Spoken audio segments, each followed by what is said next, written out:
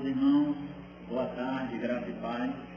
Nós estamos hoje, dia 29 de março, iniciando a nossa aula da Escola Bíblica Dominical aqui direto do nosso canal no YouTube, tá certo? Então quero convidar vocês desde já a estar nos acompanhando. Hoje é a nossa segunda aula sobre Bíblia, tá bom? Então nós vamos continuar estudando sobre Bíblia, bibliologia. Que Deus assim possa nos abençoar nessa aula e trazer luz e entendimento ao nosso coração. Eu espero do fundo do coração que o amado irmão possa entender e que o Espírito de Deus possa ministrar a sua vida, meu querido. Amém? Quero convidar você agora, nós estamos orando. Vamos orar agora, falar com Deus, pedindo para que Ele nos conduza em todo esse processo de aprendizado. Amém? Deus, muito obrigado em nome de Jesus Cristo por mais uma semana que o Senhor nos concedeu. Obrigado, Pai, porque podemos afirmar que o Senhor tem cuidado da gente, o Senhor tem nos suprido, o Senhor tem nos guardado. Em nome de Jesus Cristo, pedimos que as nossas mentes, os nossos corações possam estar inteiramente voltados para Ti. Essa é a nossa oração. Pedimos que o Senhor nos abençoe nesse momento de aprendizado, que possamos aprender um pouco mais sobre a Tua palavra, a Bíblia Sagrada. Em nome de Jesus Cristo. Amém. Bom, queridos, semana passada nós começamos a estudar, nossa aula na realidade é dividida só em dois momentos, lembrando que essa aula ela é da nossa classe Fundamentos da Fé, uma nova turma aqui em nossa igreja, e nós estamos passando essa aula para todas as turmas da igreja, está no estilo classe única, certo? Então, assim, é uma aula que nós temos preparado para a nossa classe, os nossos membros da Escola Bíblica. E aí, o que acontece? O que acontece é que a semana passada nós começamos a estudar o assunto Bíblia, ou bibliologia, um termo mais técnico. E essa semana nós vamos encerrar esse assunto, tá certo? Então, assim, eu espero que você possa, em nome de Jesus Cristo, ser abençoado um pouco sobre a história da Bíblia, sobre o processo de, digamos assim, de organização dos livros sagrados, em um só livro, tá certo? Que nós chamamos de Bíblia. Passando aqui uma rápida revisão do que nós vimos na semana passada, nós vimos que a Bíblia, ela é a inerrante palavra de Deus. Ela é a sua revelação, sua verdade para a humanidade. Então nós vimos que a Bíblia, ela não contém erros, tá certo? E que ela é a palavra de Deus, a sua revelação para a humanidade. Eu gosto de dizer que a Bíblia, ela é a forma de Deus se comunicar conosco em linguagem humana, em uma linguagem que nós possamos assim entender. Então a Bíblia, ela não contém erros e ela é a palavra de Deus. Ela não simplesmente contém ou se torna a palavra de Deus, mas ela é plenamente, em todo o tempo, a palavra de Deus, isenta de qualquer tipo de erro. Tá certo? Vimos também que o significado da palavra Bíblia vem do grego biblos, que quer dizer uma reunião de vários livros. Etimologicamente, ou seja, o seu sentido ao pé da letra, quer dizer a sua origem, coleção de pequenos livros. E a nossa Bíblia, ela é composta por 66 livros, tá certo? Também um pouco falando sobre a história da Bíblia, da composição, digamos assim, e um pouco em geral da história da mesma. A Bíblia é uma reunião de livros de vários escritores diferentes, cerca de 40 autores humanos, escritores, que viveram, em sua grande maioria, em épocas diferentes, em um tempo distinto, em momentos diferentes na história, certo? Em um período de mais ou menos 1.600 anos. Foi o tempo de composição das Escrituras Sagradas, em 1.600 anos, quando começou lá com Moisés, como a tradição e os estudiosos consideram Moisés como o primeiro autor bíblico, tá certo? Em linguagem humana, em termos humanos, e sabemos que a Bíblia é de autoria divina com coautoria do ser humano. Então, o primeiro escritor humano foi Moisés, escrevendo os 5 primeiros livros da Bíblia, conhecido como o Pentateuco, né? E o seu último autor humano, ou coautor, digamos assim, foi o apóstolo João, escrevendo o Evangelho, que traz o seu nome, as 3 cartas, que também traz o seu nome, e o último livro do nosso cano, da nossa Bíblia, que é o livro de Apocalipse, tá certo? Terminando assim de ser escrita no finalzinho do primeiro século da era cristã. Então, basicamente, nós vimos isso a semana passada. Hoje, nós queremos abordar um pouco sobre as provas arqueológicas da existência da Bíblia, da composição das Escrituras Sagradas, tá certo? Falar um pouco sobre o cano, o critério de canonicidade, tá certo? Quais são eles, tá? E dando uma rápida passada quando foi fechado o cano da palavra do Senhor. O que é inerrância, tá? Nós falamos muito que a Bíblia é inerrante, palavra de Deus. O que vem a significar esse termo, essa expressão inerrância, digamos assim? Falar também sobre o período interbíblico, os livros apócrifos, tá certo? E sobre a revelação, a divisão da revelação geral e especial, inspiração e iluminação. A nossa aula está dividida nesses pontos hoje e eu espero que Deus fale grandemente a sua vida e também a minha vida em nome de Jesus Cristo. Certo? Começando nosso assunto propriamente dito de hoje, provas arqueológicas. Podemos destacar em nosso encontro hoje, a princípio, 3 provas arqueológicas da composição do texto sagrado, ou seja, que a Bíblia, de fato, ela é um livro antigo, que não foi inventado agora, na Idade Média, no século XX, tá certo? Ela é um livro que vem, digamos assim, com o passar do tempo, das épocas, dos séculos, ela vem permanecendo. Não é algo que foi escrito, digamos assim, para uma necessidade específica em nossos dias, em nosso tempo contemporâneo. Tá certo? Então nós queremos aqui apresentar hoje 3 provas arqueológicas, ou seja, provas, digamos assim, científicas, tá certo? Fora do próprio texto bíblico, tá certo? Que mostram a antiguidade do texto sagrado. O mais, digamos assim, relevante que nós temos são os conhecidos manuscritos, né, do Mamor, com mais de 2.200 anos. Essas cópias, elas são muito antigas e elas foram achadas nos anos de 1947 e 1948, na região ali de Curã. Eu falei um pouco semana passada que alguns pastores de ovelhas, né, eles acharam esses manuscritos, tá certo? E esses manuscritos são uma riqueza assim, profunda. Eles têm mais de 2.200 anos. Essas cópias do Antigo Testamento, tá? Até porque há 2.200 anos atrás, o período do Novo Testamento ainda não tinha se iniciado. Nós temos já partes, né? Grande parte do profeta Isaías, temos esses textos, tá certo? Então, de Daniel, se não me engano, tá certo? Então, são as cópias mais antigas que nós temos da Bíblia, até porque nós não temos mais os escritos originais, que nós temos são manuscritos, são cópias, e essas são as cópias mais antigas que nós temos das Escrituras Sagradas. É interessante esse outro documento que foi encontrado na cidade de Nínive, no Iraque, certo? Nínive, no Iraque, fica ali perto da Babilônia, certo? Na região ali da Babilônia, capital do Iraque, certo? Que é o prisma de Senaqueribe, certo? Em escrita cuneiforme, descreve a invasão de Judá e o cerco a Jerusalém, feito pelo rei assírio Senaqueribe, por volta do ano 700 a.C. É muito interessante isso.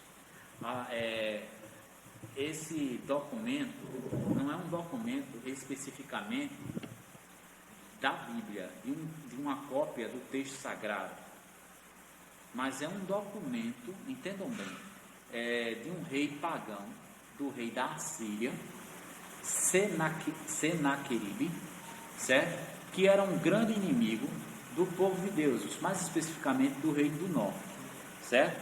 E aí por volta do ano que a invasão, eles estavam ali cercando, né, digamos assim, o Judá, mas eles já tinham conquistado, eu falei que foram grandes algozes, né, os assírios do reino do norte, Israel, certo? Que tinham conquistado o reino do norte em 730.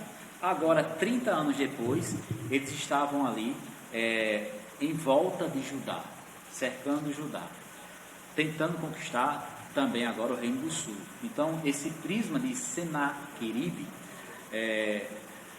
na época ali provavelmente do rei Ezequias, rei de Judá, né, um documento desse rei, esse prisma, ele relata, certo? Descreve a invasão de Judá e o cerco a Jerusalém, feito pelo rei dos assírios. E a Bíblia, é nisso que entra aqui, né, digamos assim, em coexistência com a Bíblia. Porque a Bíblia, a palavra de Deus, ela relata muito bem essa tentativa de invasão por parte dos assírios a Jerusalém, na época lá de Ezequias. E aqui os próprios assírios registraram isso para, digamos assim, como uma espécie de documento histórico daquele povo, do povo assírio, tá certo? Nós temos também a Pedra de Joás. É interessante essa Pedra de Joás, encontrada em Jerusalém agora, há menos de 20 anos atrás, no ano de 2003, traz inscrições em que o rei Joás ordena a coleta de dinheiro para a reforma do templo construído por Salomão, né? Então, assim, essa pedra de Joás, encontrada em Jerusalém, traz inscrições em que o rei Joás ordena a coleta de dinheiro para, digamos, a reforma do templo. E esse episódio é relatado nas Escrituras, certo? Quando o rei Joás, um rei do Reino do Sul, procura fazer uma coleta para reformar o templo. Então são documentos extra-bíblicos, digamos assim, especificamente esses dois últimos, que relatam episódios que são mostrados nas Escrituras Sagradas. Então aqui nós apresentamos 3 documentos arqueológicos que mostram, digamos assim, a antiguidade da Bíblia e também especificamente de episódios relatados na Palavra de Deus.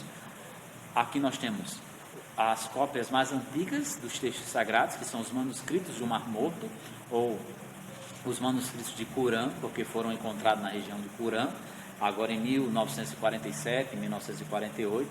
Temos o prisma de Senaqueribe, um rei assírio, que relata lá o cerco que eles fizeram, a capital do Reino do Sul, Jerusalém, em 700 a.C., e esse documento foi encontrado em Nínive, no ano de 1830, e a Pedra de Joás, tá certo? Que traz inscrições em que o rei Joás ordena a coleta de dinheiro,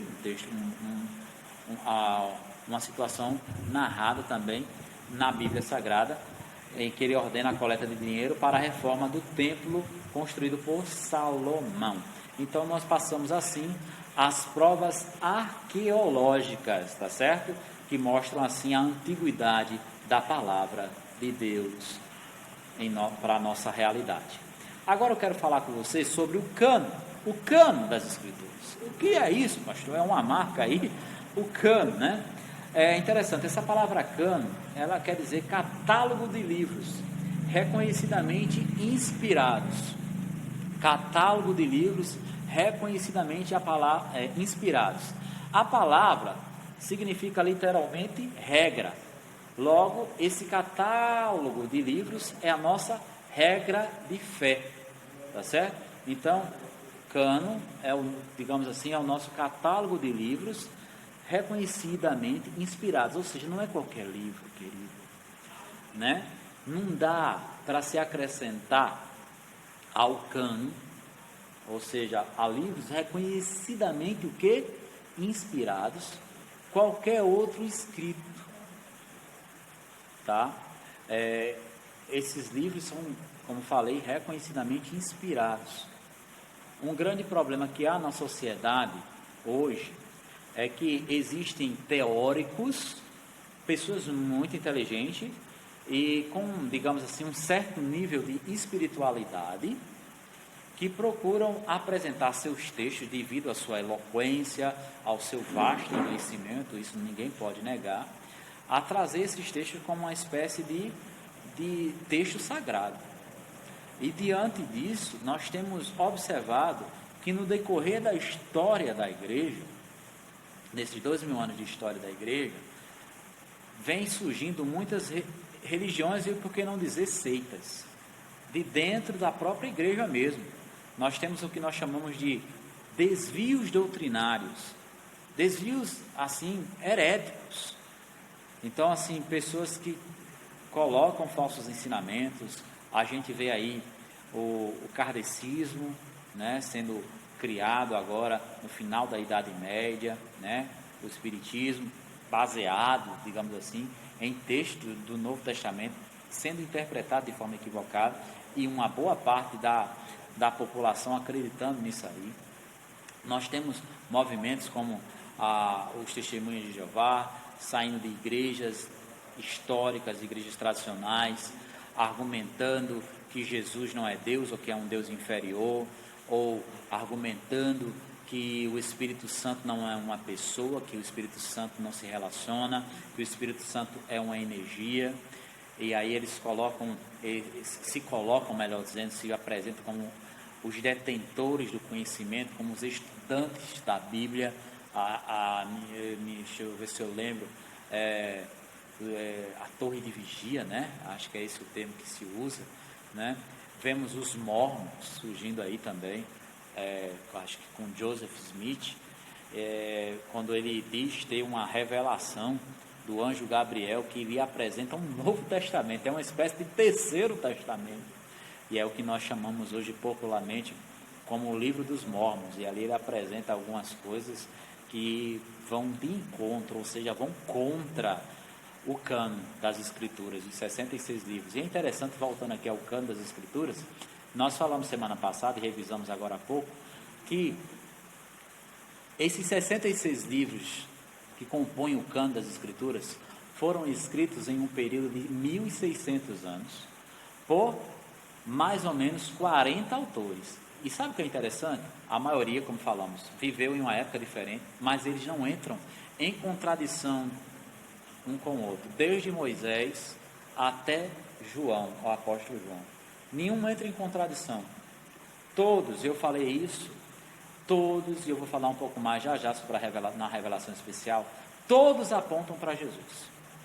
Todos apontam para Jesus e nenhum entra em contradição. E a gente pode até tirar uma lição aqui, que nós nunca podemos estudar a Bíblia isoladamente, um texto isolado do outro, porque a Bíblia por si só, ela já se interpreta e já se completa. Agora, se você pega um texto isolado, é arriscado você cair no erro da heresia, no desvio doutrinário, e aí levar muitos à perdição com você. Isso é um grande perigo, um perigo que vem assolando a igreja do Senhor, século após século. Bom, então, o cânon, é muito importante o cânon, né? Porque ele traz isso aí, né? Porque é necessário haver um conjunto de livros reconhecidamente inspirados, que não entram em contradição, que a palavra inspirada tem o sentido de soprar para dentro, que se entende que Deus colocou, né, essa mensagem em homens dele, não foi em qualquer pessoa, né? E esses livros, eles têm a mesma linguagem, tá certo? E fechando aqui, falando sobre o cânon, a palavra cânon, né, vem do hebraico gene, ou do grego canon, certo? Que literalmente é vara de medida, de seguir, vara de medida, uma regra, um padrão. Então a Bíblia é o nosso cânon, é a nossa vara de medir, a se seguir, é nossa regra, manual de regra de fé e prática, um padrão. Nosso padrão é a Bíblia Sagrada. mas você está falando assim, né, pastor? Aí o pastor está falando, não, pastor, não, pastor, você falou aí sobre o cano, coisa e tal, vara de medir, livros reconhecidamente inspirados, coisa e tal, mas como é que se deu isso, pastor? Isso aí está muito vago, pastor. Eu coloco até essa questão aí, pastor, porque, veja bem, qualquer pessoa pode ter inventado isso aí. Eu quero te dizer, meu amado, desculpem, eu quero dizer, meu amado, que isso aí não foi da noite para o dia. Isso aí foi uma coisa que teve, algo, melhor dizendo, algo feito que teve muito critério, que é o que nós chamamos de critérios da canonicidade. E nós queremos listar aqui os quatro critérios da canonicidade. O primeiro que quero destacar é a apostolicidade do livro, ou seja, se o autor, no caso aqui no cânon do Novo Testamento, mais especificamente, se o autor daquele livro era um apóstolo, ou ele tinha um relacionamento direto com um apóstolo. Ou seja, vamos entender aqui uma coisa. O primeiro livro, acho que eu falei um pouco sobre isso, já aqui na igreja, o primeiro livro escrito do Novo Testamento foi o livro ou a carta de Gálatas, certo? A carta do apóstolo Paulo aos Gálatas, aos irmãos de Gálatas. É interessante que essa carta, me ajuda aqui, Jesus, foi escrita ali depois, logicamente, da primeira viagem missionária do apóstolo Paulo, né? Eu estou aqui sem anotação, mas antes do ano 50, antes do ano 50 da era cristã. Logo quando o apóstolo Paulo planta a igreja ali na região da Galácia, né? Mas assim que Paulo chega da sua primeira viagem missionária, se infiltra um grupo de pessoas no meio da, digamos assim, da igreja, né? E essa turma começa a, digamos assim, a corromper, a desfazer tudo aquilo que Paulo tinha pregado. Por exemplo, chega uma turma de judeus dizendo que são crentes na igreja, na região ali da Galácia, dizendo que se o cabo para ser crente em Jesus Cristo de verdade, para ser de verdade povo de Deus, ele precisa ser circuncidado, que não é somente o evangelho que é suficiente. Paulo planta a igreja ali na região da Galácia, aí chega uma turma, fariseus disfarçados de crentes em Jesus Cristo, dizendo, olha, beleza, Jesus Cristo morreu na cruz, mas somente por Jesus você não pode ser salvo.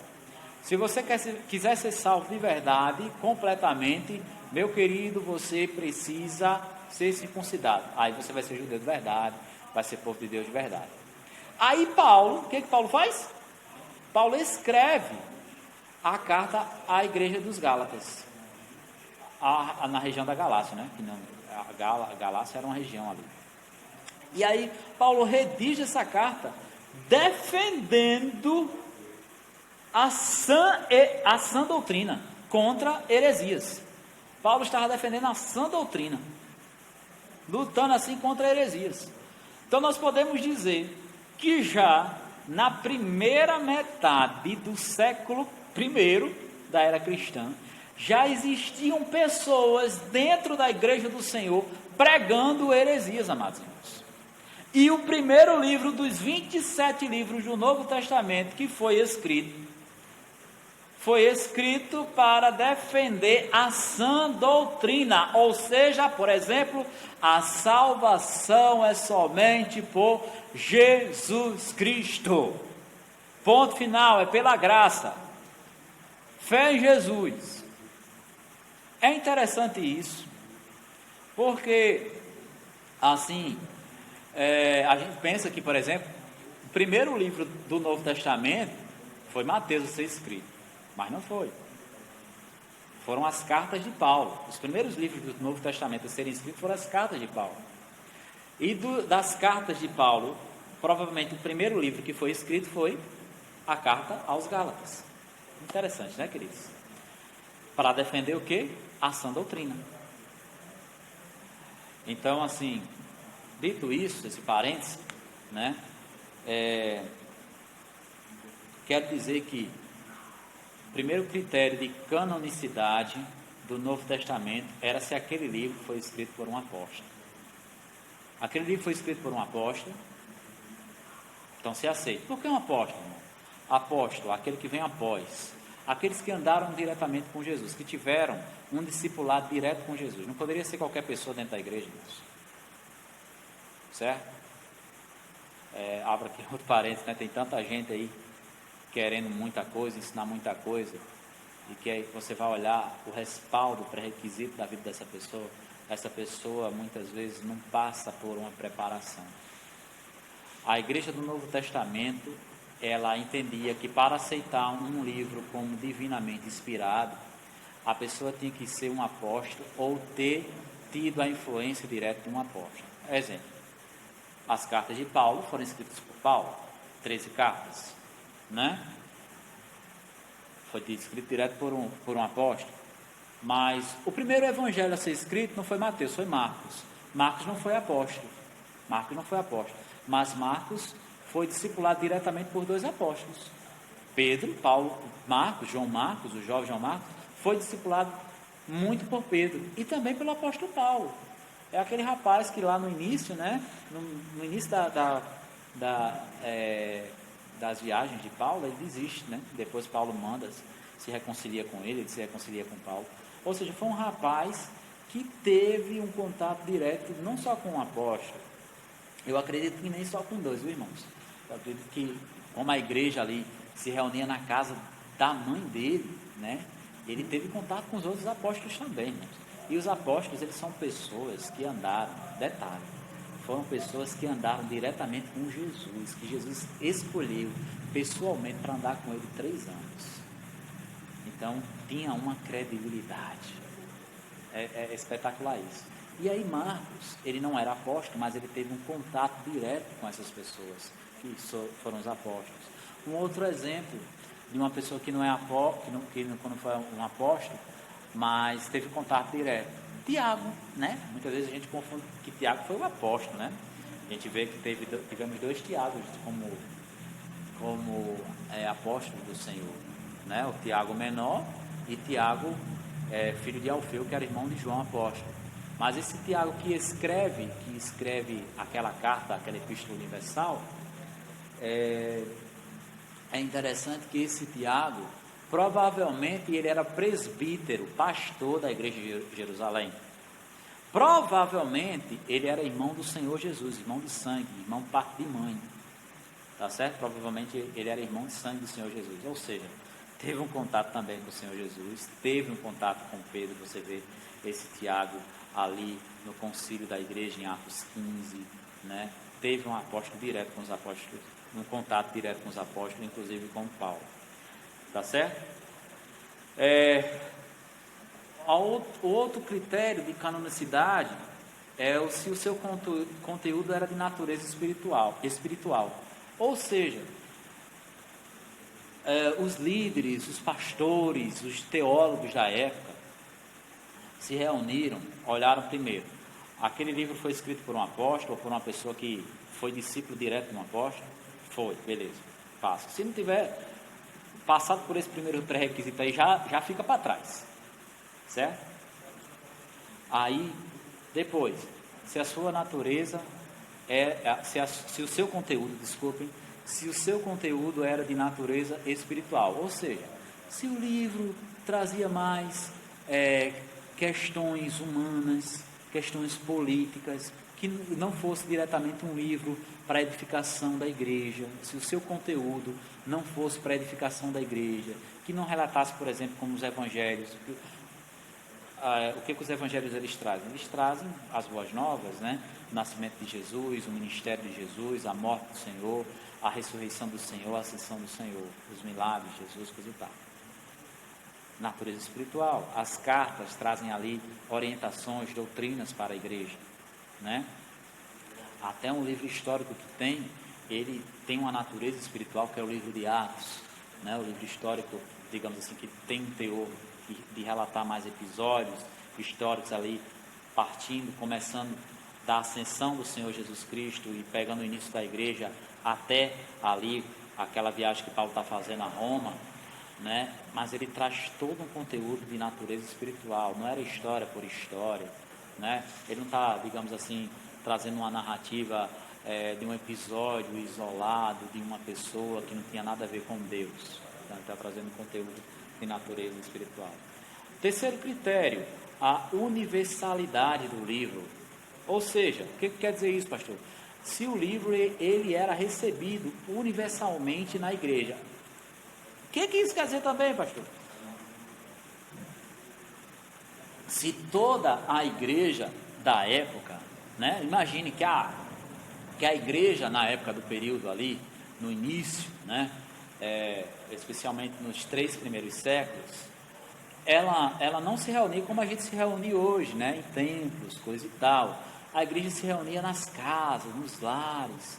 Nós não tínhamos a tecnologia como nós temos hoje, por mais que os romanos eles tenham contribuído e muito para o avanço tecnológico, no sentido de construção de estradas, né, do acesso, né, por isso que vem aquela expressão, quem tem boca vai a Roma, todos os caminhos levam a Roma, né? Isso é um legado dos romanos, coisa e tal, mas por mais que eles tivessem construído muitas estradas, facilitado a acessibilidade da população de uma forma geral, ainda eles não tinham uma comunicação tão fácil. A comunicação era feita por via mensageiros, que muitas vezes demoravam dias, semanas, até meses.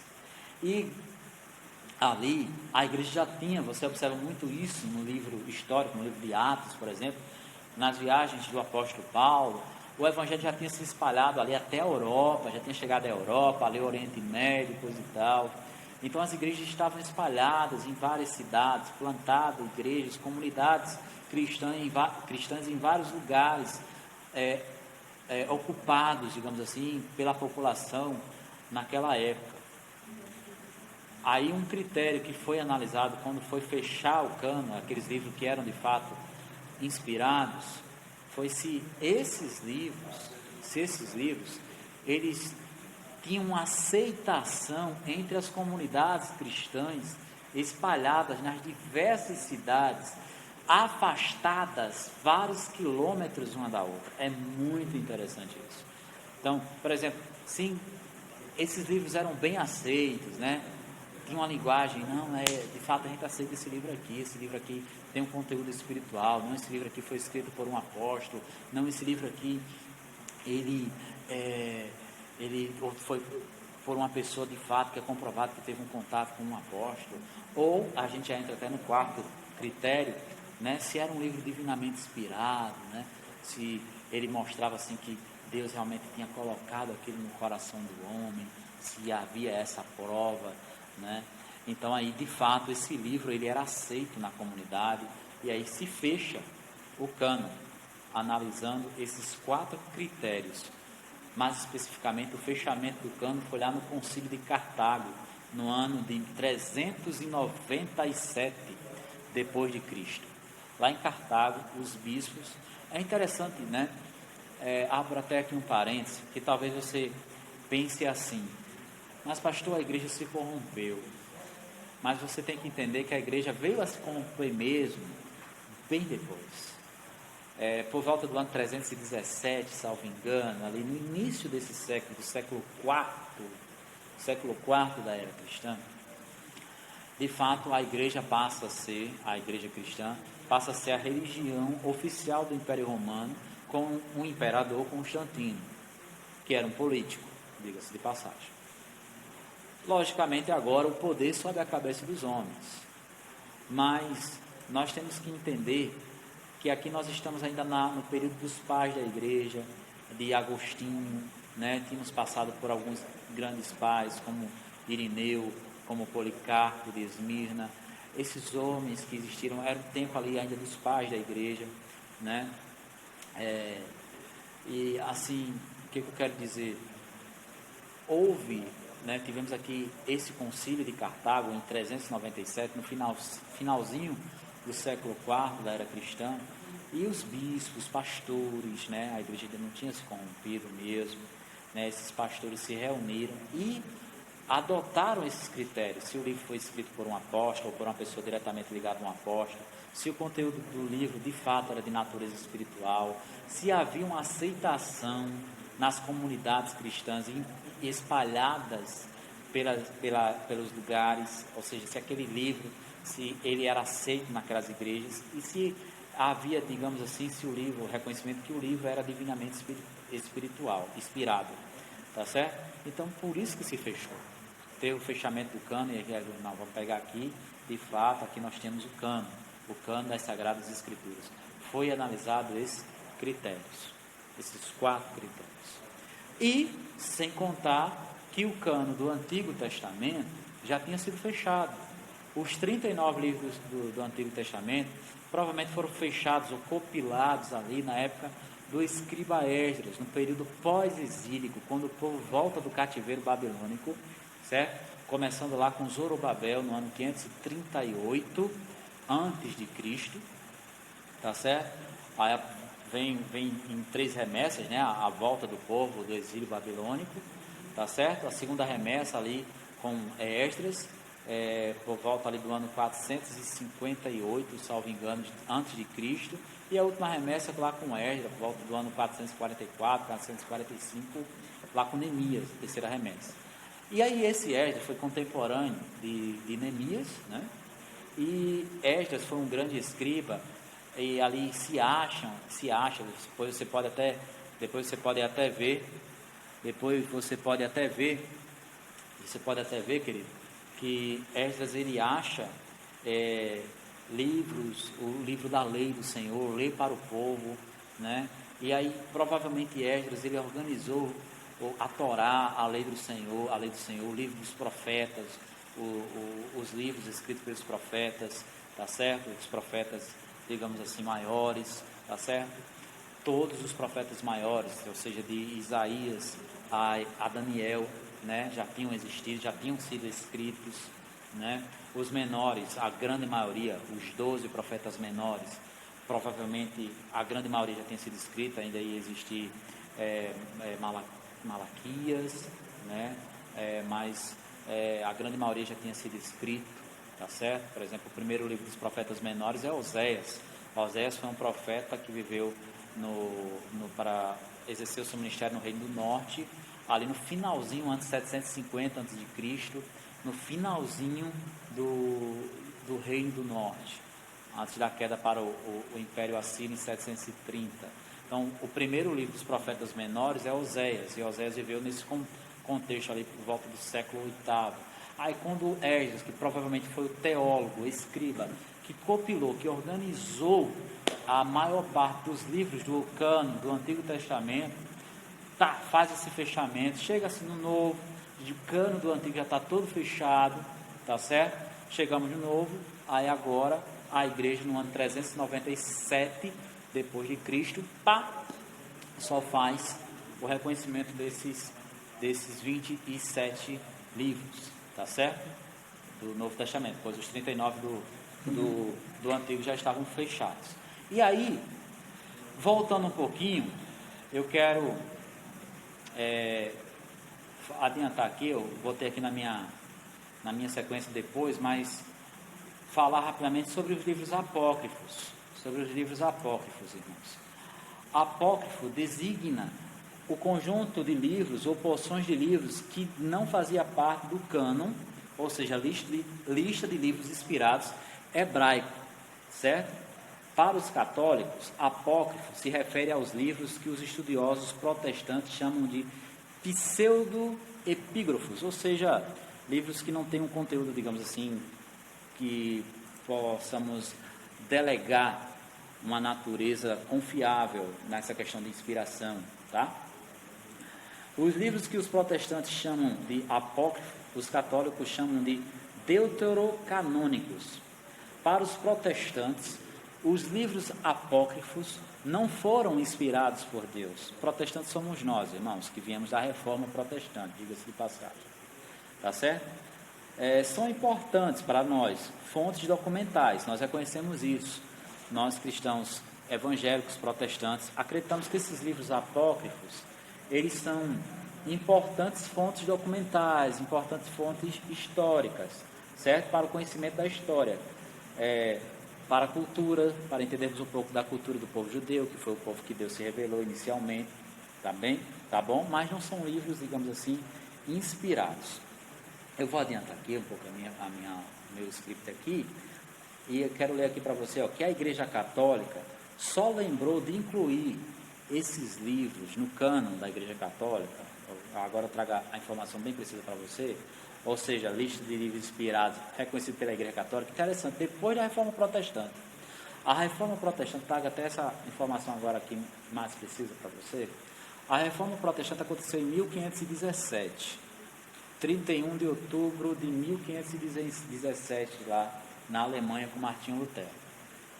Em 1546, digamos assim, como uma espécie de resposta à Reforma Protestante, a Igreja Católica, em 1546, observe bem, porque um dos grandes legados da Reforma Protestante são os 5 solas, né?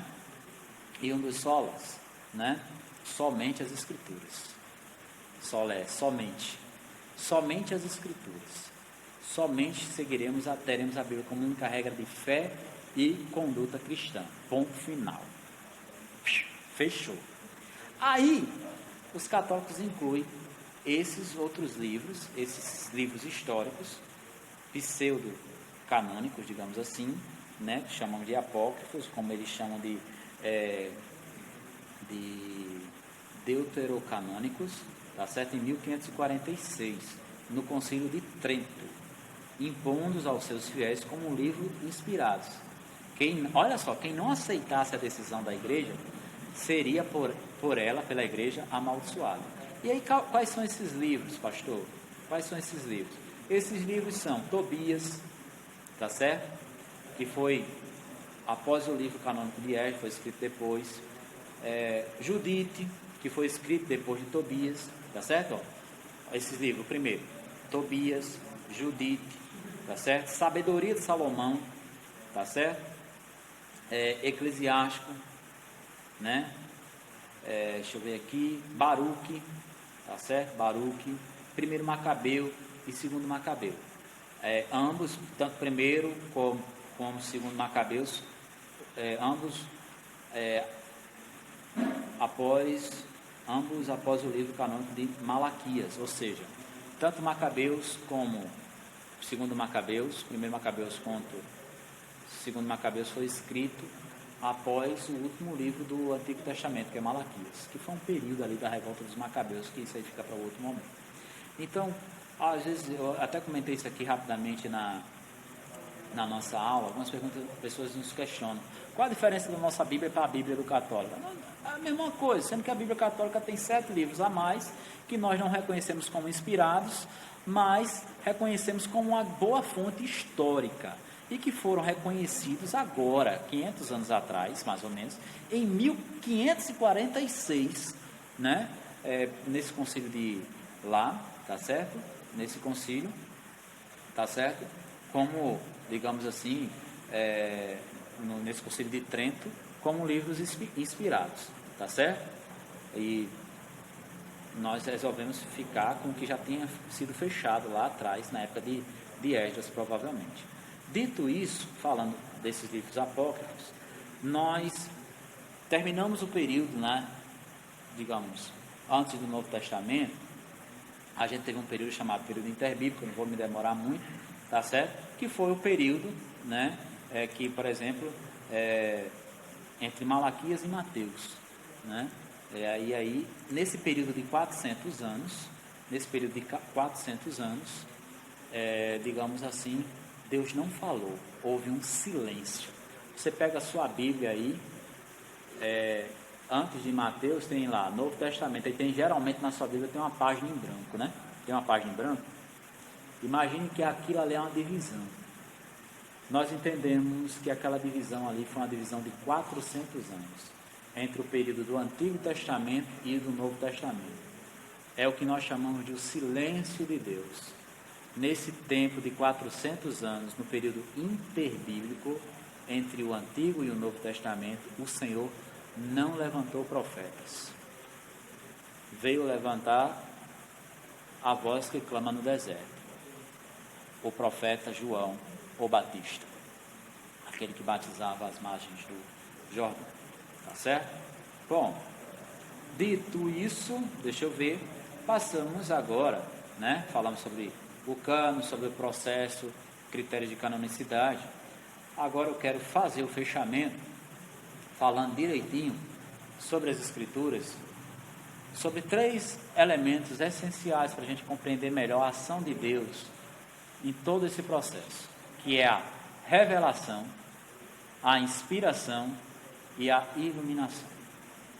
Primeiro, começando lá por revelação.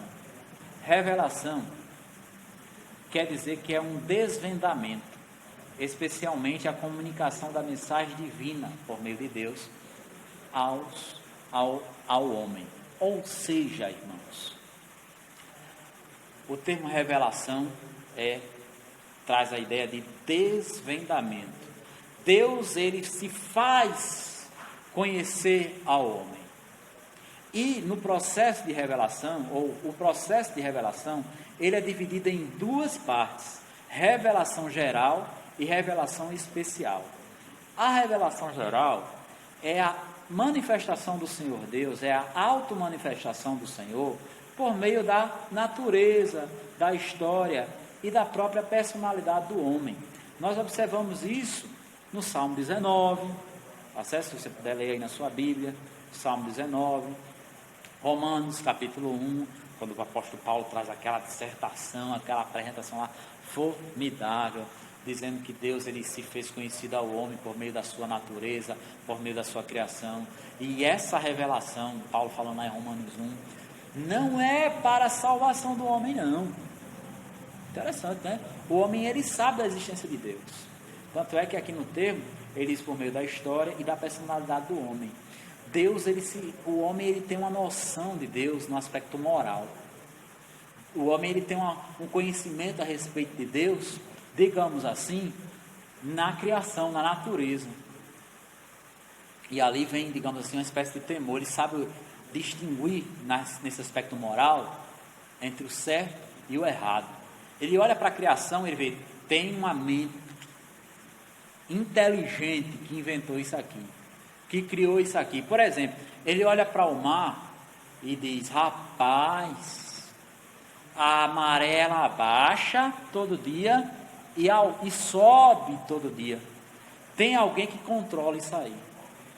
Ele olha para o sol e vê, rapaz, a distância entre a Terra e o Sol é perfeita, porque existem outros planetas, mas todos esses outros planetas, nenhum dá para se viver,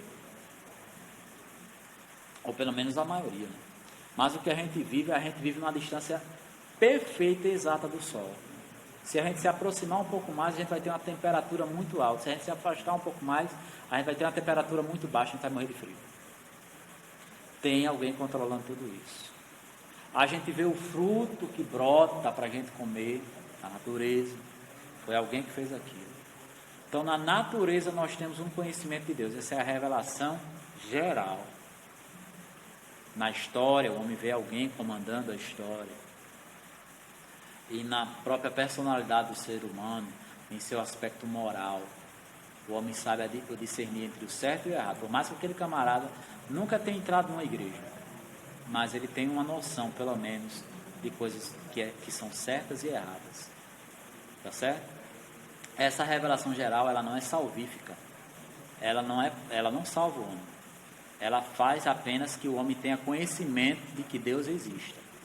A revelação que leva o homem à salvação é a revelação especial. É a automanifestação de Deus para certas pessoas em determinados tempos e lugares definidos, permitindo que tais pessoas entrem num relacionamento com Ele. É interessante, por exemplo, que o livro de Hebreus já começa falando isso. Que Deus agora se revela por meio da pessoa do seu Filho, Jesus Cristo. João fala sobre isso, o próprio livro de Apocalipse. Né? E eu trago aqui uma nota, que Jesus, ele é o ápice, ele é o topo dessa revelação. quando o profeta João Batista, ele avista o Senhor Jesus às margens do Rio Jordão, ele afirma: eis o Cordeiro de Deus que tira o pecado do mundo. Jesus Cristo, ele é a auto-revelação de Deus. Jesus Cristo, ele é o próprio Deus que se auto-revela à humanidade para tirar o pecado do mundo, de todo aquele que nele crê. E toda a Escritura, toda a Bíblia que você tem, você pode pegar os 66 livros que a gente falou agora há pouco, todos eles, desde Gênesis até Apocalipse, apontam para Jesus. Tanto lá na criação, no período do Antigo, no período do Novo e no período de Apocalipse, que ainda vai acontecer. Toda a Bíblia aponta para Jesus, que é a auto-revelação de Deus, que é Deus que veio para nos salvar. Nesse processo, falando de revelação, a revelação se divide em duas partes, geral e especial. Queremos aqui falar da inspiração. É a ação supervisionadora de Deus sobre os autores humanos da Bíblia. Ou seja, os camaradas lá, eles não escreveram, né, como diz Pedro lá, 1 Pedro 1, 20, 21, Timóteo, 2 Timóteo 3, 16, 17, eles não escreveram porque eles tiveram vontade, não.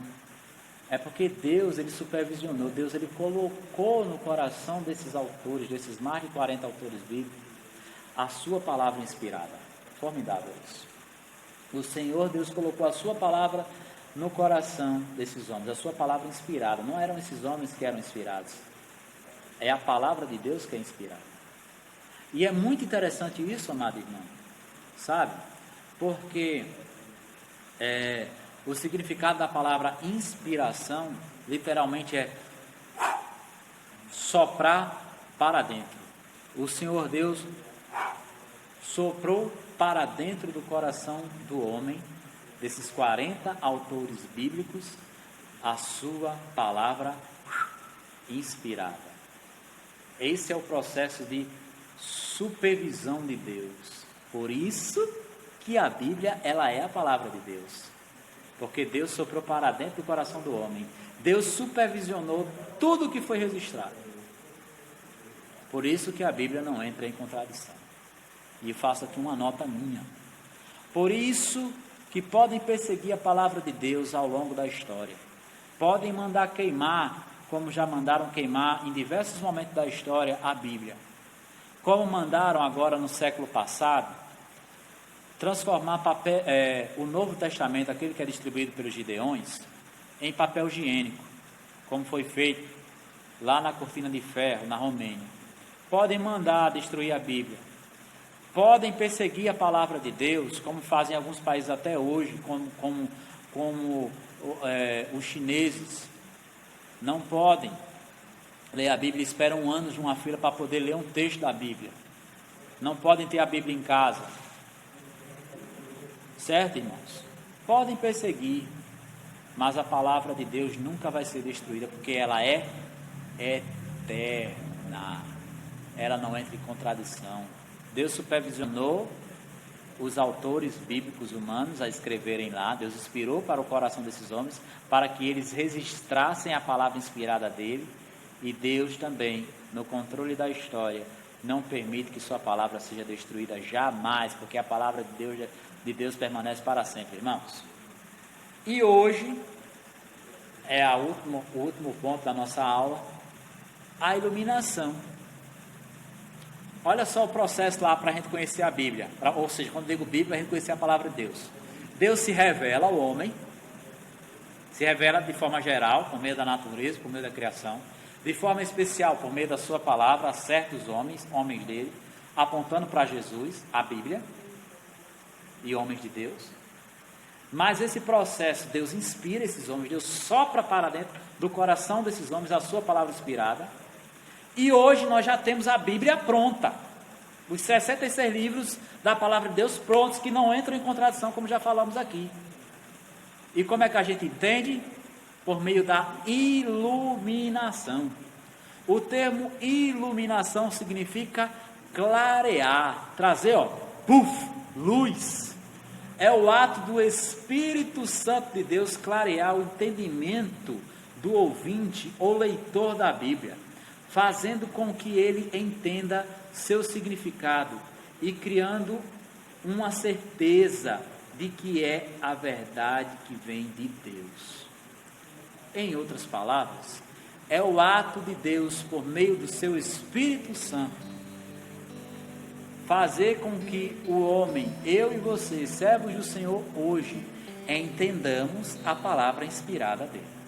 É quando eu e você pegamos a Bíblia em nossa casa ou num culto, abrimos a mesma e ali sentimos Deus clareando a nossa mente, ministrando ao nosso coração.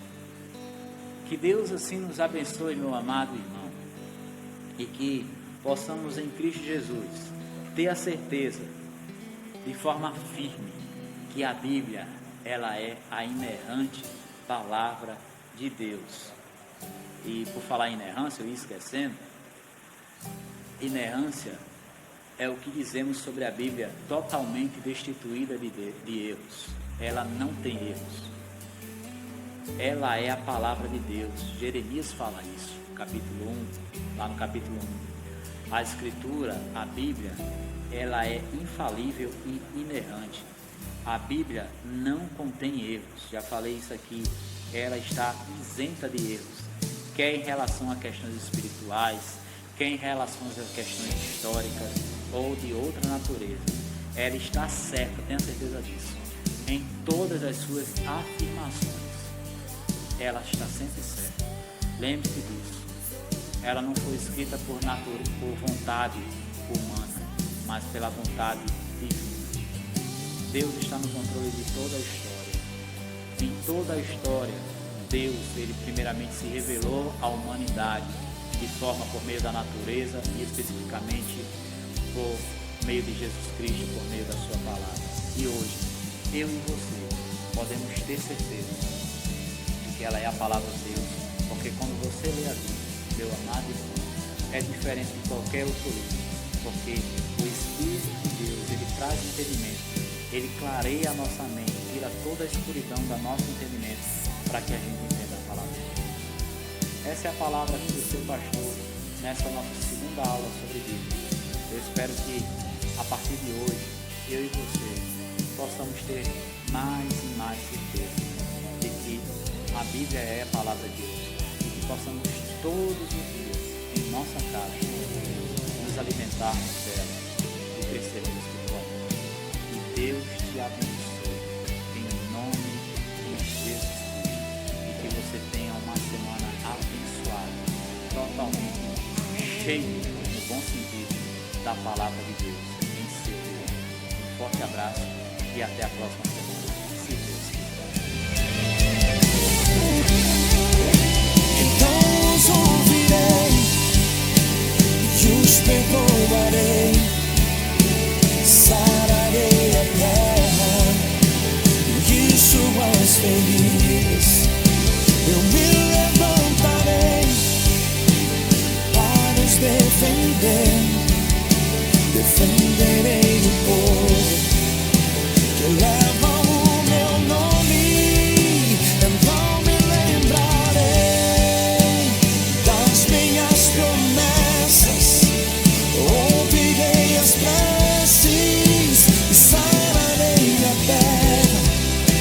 Os erguerei de novo, ainda neste tempo, como um só povo que pede por renovo. Em nome de Jesus, em nome de Jesus, de Jesus.